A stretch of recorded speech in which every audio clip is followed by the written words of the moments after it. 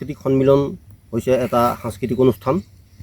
2018 চনত বৃহত্তৰ সোণপুৰ অঞ্চলত বসবাস কৰা কাৰ্বি, বড়ো, ডিমাচা আৰু ভাষিক অসমীয়া এই চাৰিওটা জনগোষ্ঠীৰ লোকসকলে একলগ হৈ প্ৰতিটো জাতি জনগোষ্ঠীৰ কৃষ্টি সংস্কৃতিসমূহ অক্ষুণ্ণ ৰখাৰ স্বাৰ্থত আৰু লগতে আটাইকেইটা জাতি জনগোষ্ঠীৰ মাজত ভাতৃত্ববোধ বজাই ৰখাৰ স্বাৰ্থত আমি এই সাংস্কৃতিক অনুষ্ঠানটিৰ জন্ম দিছিলোঁ।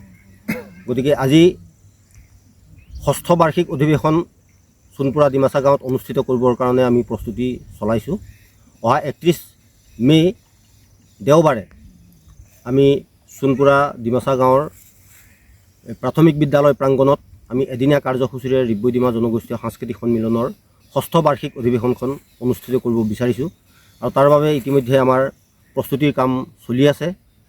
আমাৰ মঞ্চ মণ্ডপৰ কাম চলি আছে আৰু ইতিমধ্যে আমাৰ এই ঠাইখিনি পা পৰিষ্কাৰ কৰাৰ কামো ইতিমধ্যে হৈছে। গতিকে আমি যিমান সম্ভৱ আমি সুচাৰুৰূপে এই অনুষ্ঠানটি অনুষ্ঠিত কৰিব বিচাৰিছোঁ আৰু তাৰ বাবে আমি বিভিন্নজনৰ ওচৰলৈ আৰ্থিক সাহাৰ্য বিচাৰিও গৈছোঁ আৰু তেখেতসকলেও যথেষ্টখিনি সঁহাৰি আগবঢ়াইছে। গতিকে আশা কৰিছোঁ যে আগন্তুক আমাৰ 6ষ্ঠ বাৰ্ষিক ৰিব্বৈ ডিমা জনগোষ্ঠীয় সাংস্কৃতিক সন্মিলনখনি আমি সুচাৰুৰূপে প্ৰদৰ্শিত কৰিব পাৰিম।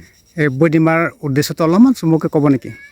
ৰিব্বৈ ডিমাৰ উদ্দেশ্যটো আমি 2018 চনত যেতিয়া এই নতুন অনুষ্ঠানটোৰ জন্ম দিছিলোঁ তেতিয়া আমি এটা কথা চিন্তা কৰিছিলোঁ যে এই ইয়াত বসবাস কৰা গোটেইকেইটা জাতি জনগোষ্ঠীৰ ভিতৰত ভাতৃত্ববোধ একতাৰ ভাৱ এই ভাৱবোৰ বজাই ৰাখিবৰ কাৰণে আমি এটা দিশ আমি সামৰি লৈছিলোঁ, সেইটো হৈছে সাংস্কৃতিক দিশ। আমি সাংস্কৃতিক সমন্বয়ৰ মাজেৰে প্ৰতিটো জাতি জনগোষ্ঠীৰ মাজত আমি একতাৰ ভাৱটো ৰাখিবৰ কাৰণে আমি এই নতুন অনুষ্ঠানটোৰ জন্ম দিছিলোঁ আৰু নাম দিছিলোঁ আমি ৰিব্বৈ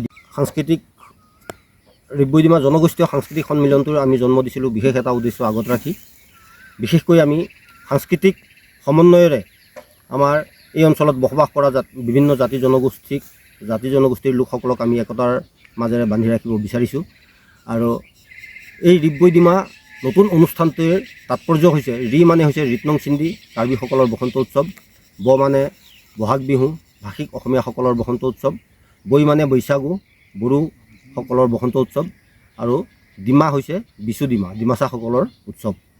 গতিকে এই চাৰিওটা জাতি জনগোষ্ঠীৰ আমাৰ বসন্ত উৎসৱটিকে আমি লৈ এটা নতুন শব্দৰ সৃষ্টি কৰিছিলোঁ আৰু সেইটো হৈছে ৰিব্বৈ ডিমা আৰু গোটেই অনুষ্ঠানটোৰ নাম হৈছে ৰিব্বৈ ডিমা জনগোষ্ঠীয় সাংস্কৃতিক সন্মিলন।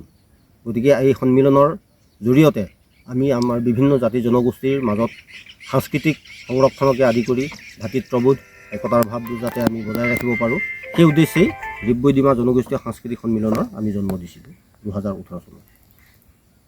ঠিক আছে।